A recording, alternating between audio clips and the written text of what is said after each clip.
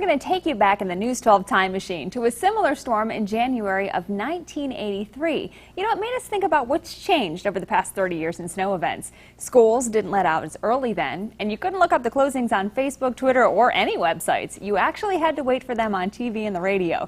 And we also noticed a ritual 30 years ago that we don't do anymore: putting snow tires and chains on your car. We don't need them as much now with front-wheel drive vehicles. Of course, here are two stories from reporter Helen Harden on the snow in January of 1983.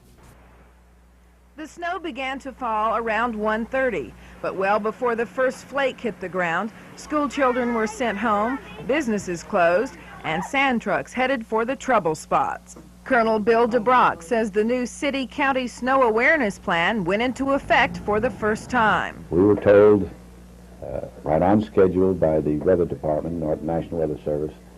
It called for a 3-hour warning.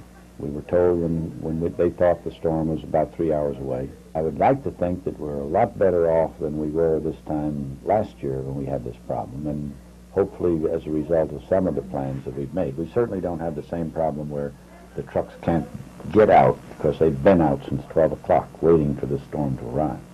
Many people reacted with typical alarm, flooding area grocery stores. Well, I'm buying so it can last because we might get snowed in and it might be in for the weekend and might not be able to get out. I'd hate to be snowed in with no food or anything, so I thought I'd come out here and get all my groceries in before the snow hit, and it was too bad, so we couldn't get out in the snow. What are you doing here at the grocery store? Finna buy me something to go on my nappy head. Tire stores also did a booming business. We've been going all day long, just fast we can go.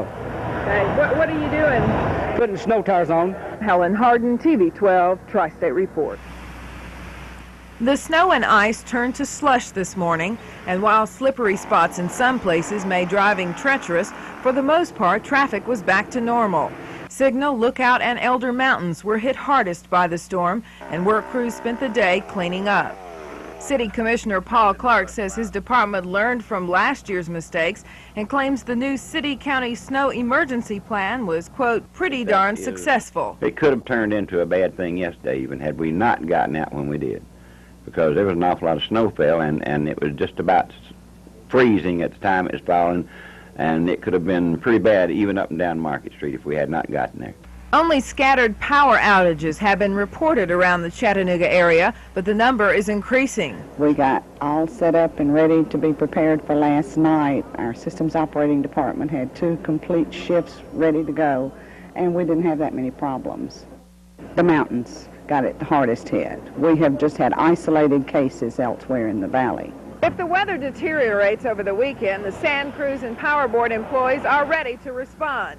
Because the overtime is costly, the streets may not be sanded as quickly, but officials say the major thoroughfares will be given the attention they need. Helen Harden, TV 12, Tri-State Report.